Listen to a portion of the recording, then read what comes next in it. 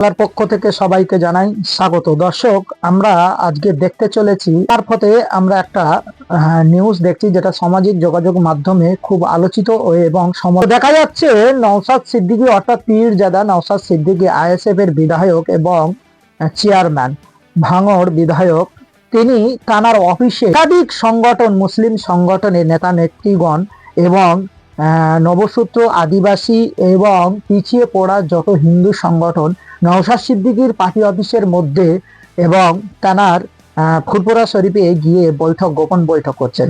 সেখানে দেখা যাচ্ছে যে মুসলিম নেতৃত্বরা একসাথে 50টি আসনে লড়াই করার প্রস্তুতি নেওয়ার জন্য বৈঠক চালু করেছে।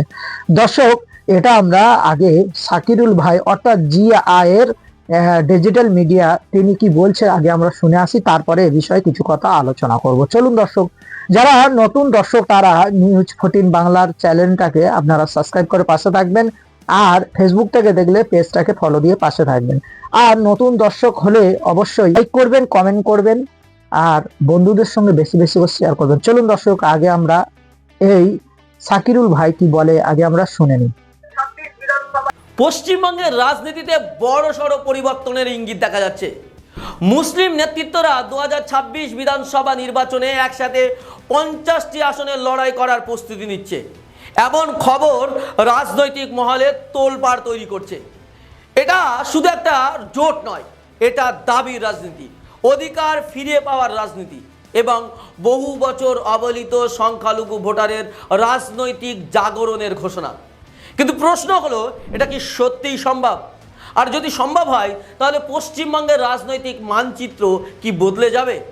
চলুন আজ হক কথাতে এটাই বিশ্লেষণ করব। ভিডিওটি শুরু করার আগে বলবো, যারা আমাদের ইউটিউব চ্যানেলে নতুন, আমাদের ইউটিউব চ্যানেলটি সাবস্ক্রাইব করুন। আর ভিডিওটি যদি আপনি ফেসবুক পেজে দেখে থাকেন তাহলে ফেসবুক পেজটি ফলো করুন। তো চলুন শুরু করা যাক আজকের হক কথা।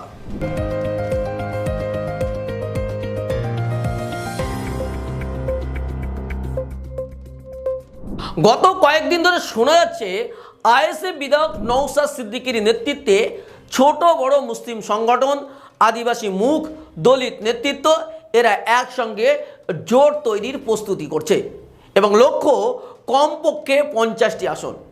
এখন যেটা ঘটছে তা হঠাৎ করে তৈরি হওয়া কোনো খবর নয়। এটা বহু বছরের জমে থাকা ক্ষোভ, আঘাত, অপমান, রাজনৈতিক প্রতারণা এবং অনুভূতির আগুন থেকে জন্ম নেওয়া এক নতুন বাস্তবতা। পশ্চিমবঙ্গের রাজনীতিতে মুসলিম সম্প্রদায় এতদিন ছিল শুধুমাত্র ভোট ব্যাংক, কিন্তু এবার সেই ভোট ব্যাংক জেগে উঠেছে রাজনৈতিক শক্তি হিসাবে। দীর্ঘ 75 বছর ধরে মুসলমানরা ভোট দিয়েছে, কিন্তু তার বিনিময়ে প্রতিনিধিত্বের সংখ্যা খুবই কম এসেছে। 29% জনসংখ্যা মুসলিমদের, কিন্তু বিধানসভায় মুসলিম বিধায়ক মাত্র 13%। এটা কেবল সংখ্যা নয়, এটা এক গভীর রাজনৈতিক অসমতা।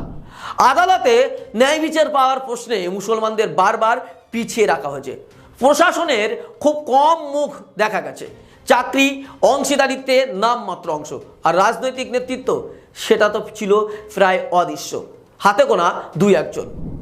তৃণমূল কংগ্রেস মুসলমানদের নিরাপত্তার আশ্বাস দিয়ে ভোট নিয়েছে। সিপিএম উন্নয়নের নামে মুসলমানদের কণ্ঠ চেপে দিয়েছে, আর কংগ্রেস মুসলমানদের সঙ্গে বিশ্বাসঘাতকতা করেছে। তিন পক্ষই মুসলমানদের ভোটকে ব্যবহার করেছে, কিন্তু নেতৃত্ব দেয়নি। কেউ রাস্তা, কেউ ভাতা, কেউ সুরক্ষা, এগুলো দিয়েছে ঠিকই, কিন্তু সম্মান, আত্মমর্যাদা আর রাজনৈতিক ক্ষমতা একদমই দেয়নি। এবার পরিস্থিতি বদলাতে শুরু করেছে। গত কয়েক সপ্তাহ ধরে রাজনৈতিক পরিসরে যেটা গুঞ্জন, it's not just noise, it's momentum. ছোট বড় মুসলিম সংগঠন, ধর্মীয় নেতৃত্ব, সমাজকর্মী, ছাত্র সংগঠন, শ্রমজীবী সংগঠন, আদিবাসী ও দলিত নেতারা একসাথে একটা বড় প্ল্যাটফর্ম করার প্রস্তুতি নিচ্ছেন, যেখানে লক্ষ্য 2026 বিধানসভা নির্বাচনে অন্তত 50টি আসন। সূত্র মারফত খবর, এই প্রস্তুতির তালিকায় ইতিমধ্যেই যাদের নাম রয়েছে তাদের মধ্যে অন্যতম আইএসএফ বিধায়ক নওশাদ সিদ্দিকী রয়েছেন।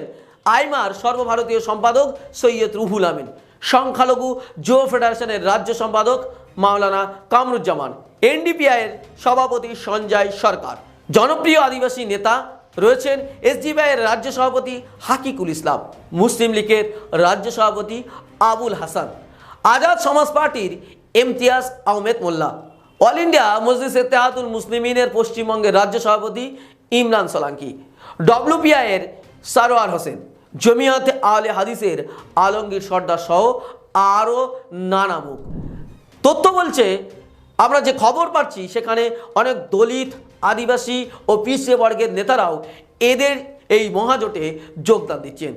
এরা শুধু রাজনৈতিক দল নয়, এরা বহু বছর ধরে ধর্মীয়, সামাজিক, ছাত্র, শ্রমিক এবং ভোট ব্যাংক ভিত্তিক জনসমর্থনের প্রতিনিধিত্ব করে আসছে। এখন প্রশ্ন, এরা হঠাৎ করে একসঙ্গে আসতে চাইছে কেন? এদের উদ্দেশ্য কি? এরা কি বিজেপিকে জেতাতে যায়, বিজেপিকে ফায়দা তুলে দিতে যায়? না, উত্তর খুব পরিষ্কার। মুসলিম ভোট পশ্চিমবঙ্গের সবচেয়ে বড় রাজনৈতিক সম্পদ, কিন্তু সবসময় এরা ব্যবহৃত হয়েছে, কখনো প্রতিনিধিত্ব পায়নি। ৭৫ বছর ধরে। দর্শক, আমরা শুনলাম ডিজিটাল মিডিয়া জিআই এর পর্দায় সাকিবুল ভাই তিনি ভালো করে বুঝিয়ে বললেন যে মূলত এই যে জোটটা, এই জোটটা এর আগেও অনেকবার করার চেষ্টা করেছে, কিন্তু ত্রুটি বিচ্যুতির কারণে সেই একই জায়গায় সমস্ত সংগঠন একই প্ল্যাটফর্মে আসতে পারেননি।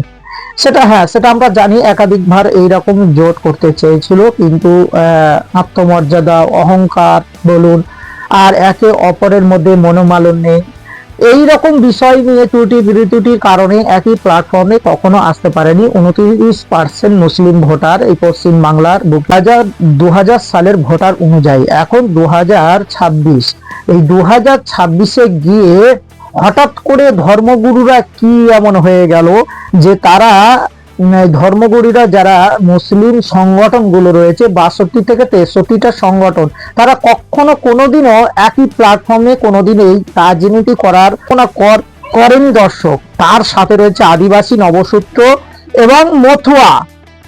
তারাও সূত্র মারফতে আমরা জানতে পেরেছি যে তারাও নওশাদ সিদ্দিকীর অফিসে এসেছিলেন এবং তাকে কিং মেকার করে তারা ইন্ডিয়ান সেকুলার ফ্রন্টের সঙ্গে তারা একটা চুক্তি করে তারা দেখা যাচ্ছে 50টা সিটে আসন দিতে চলেছে। দর্শক, এই ব্যাপারে ভোট বিশ্লেষকরা তারা বলছে, হ্যাঁ, প্রত্যেকটা দল, যেমন কংগ্রেস এসেছিল সে মুসলিম ভোটদেরকে ভোট ব্যাংক হিসেবে ব্যবহার করেছে, মুসলমানদের কোনো উন্নয়ন করেনি।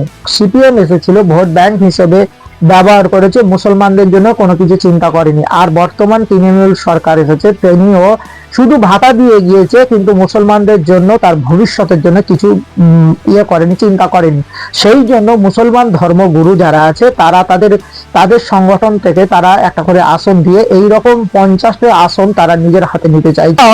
এই যে বললাম মতুয়া, নবসূত্র, আদিবাসী, তারা পিছিয়ে বর্গের আরো কিছু সংগঠন রয়েছে, সব মিলিয়ে এই জোটটা মহাজোট।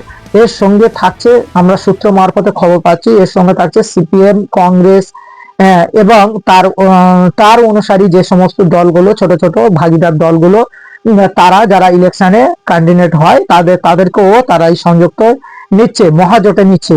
তাহলে এই রাজনীতি প্রেক্ষাপটে রাজনীতি বিশ্লেষকরা বলছে যদি এই সমীকরণে হয় তাহলে ওরা ঐক্য হয়ে লড়াই করতে পারে, তাহলে পশ্চিমবাংলার ভোটের সমীকরণ ভয়ানক দিকে এগিয়ে যাচ্ছে। দর্শক, এটা সত্যি অবাক করা বিষয়। এটা আদৌ হবে?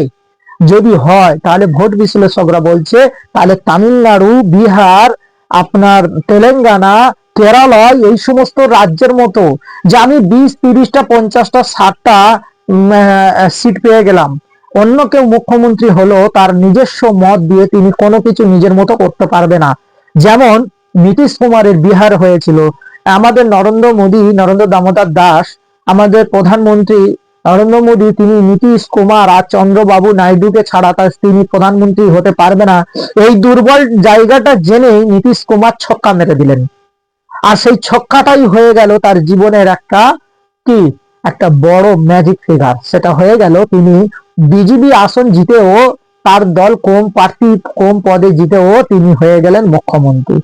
তাহলে পশ্চিমবাংলায় যদি সেই সমীকরণগুলো ঢুকে পড়ে, আর সেই রকম যদি ভোট বিশ্লেষকদের মতে যদি এইটা যদি সত্যি হয়ে যায়, এই বঞ্চনা থেকে বেরিয়ে আসতে চাই, অধিকারের যদি বা পথে নেমে যায়, আর যদি বা আপনার 33% ভোটের মাত্র 13% দেখাচ্ছে, বিশ্লেষকরা বলছে 13% প্রার্থী, মুসলমান সংখ্যালঘু পিছিয়ে পড়া মানুষদেরকে প্রার্থী অধিকাংশ প্রার্থীরা তারা উচ্চ বংশের উচ্চ কাস্টের, তো তারা সর্বস্তরে সর্ব জায়গায় তারা পাচ্ছে, ভাগীরথ্য পাচ্ছে, কিন্তু নিচু জাতের মানুষরা কোনোদিন ভাগ পায় না, কোনো ক্ষমতাই নেই, তাদেরকে শুধু ভোট ব্যাংক হিসেবে ব্যবহার করলো। আর সেই ম্যাজিক ফিগারটা ম্যাজিক রূপে বাস্তবে রূপ দিতে চলেছে পীরজাদা নওশাদ সিদ্দিকী সাহেব, অর্থাৎ আইএসএফ ইন্ডিয়ান সেকুলার ফ্রন্টের চেয়ারম্যান পীরজাদা নওশাদ সিদ্দিকী সাহেব, এবং বড় বড় নেতৃত্ব মুসলমান সংগঠনও রয়েছেন। কদিন আগে আমরা শুনছিলাম মেদিনীপুরে একটা সভা হয়েছিল, রুহুল আমিন সাহেব, তিনি একজন আইমা সংগঠনের রাইমা সংগঠনের তিনি চিফ সেক্রেটারি। তো তিনি নিজেই বলেছিলেন যে আমরা সবসময় ভোট ব্যাংক হয়ে থাকবো না, আমরা চাইলে আমরা আমাদের অধিকার ছিনিয়ে নিতে পারি। একথাটা তিনি বলেছিলেন। আর তিনি বলেছিলেন তৃণমূলকে হারাতে কোনো মুসলমানের প্রয়োজন নেই, হিন্দুরাই ভোট দিলেই টিএমসি হেরে যাবে। বিজেপিকে হারাবার জন্য কোনো টিএমসির দরকার লাগবে না, শুধুমাত্র যারা গণতন্ত্র বিশ্বাস করে, সংবিধান রক্ষা করবে, মানে তারা যদি ঐক্য হয়ে যায়, তৃণমূল বিজেপি হেরে যাবে। দর্শক, যদি সমীকরণ হয়, তাহলে ভবিষ্যতে কত ভয়ানক রাজনীতি পরিবর্তন হতে চলেছে এটা আপনাদের দেখার বিষয় এবং সময়ের অপেক্ষায়। তো দর্শক, ভিডিওটা যদি ভালো লেগে থাকে তাহলে আপনার বন্ধুদের কাছে আপনারা শেয়ার করবেন, আর আপনাদের মূল্যবান বক্তব্য আপনারা কমেন্ট বক্সে এসে জানাবেন। তো ফেসবুক থেকে যারা দেখছেন অবশ্যই তারা নিউজ 14 বাংলা পেজটাকে আপনারা ফলো দিয়ে পাশে থাকবেন। আর নিউজ 14 বাংলার ডিজিটাল মিডিয়ার যারা নতুন সদস্য, অর্থাৎ তারা অবশ্যই মনে করে আপনারা ভিডিওটা দেখবেন, উপভোগ করবেন, লাইক দেবেন, আর আপনার digital YouTube channel news 14 Bangla চ্যানেলটাকে আপনারা সাবস্ক্রাইব করে পাশে থাকবেন। চলুন দর্শক, আজ ভিডিও এ পর্যন্ত। ততক্ষণ আপনারা ভালো থাকুন, সুস্থ থাকুন, দেখা হচ্ছে পরবর্তী ভিডিওতে।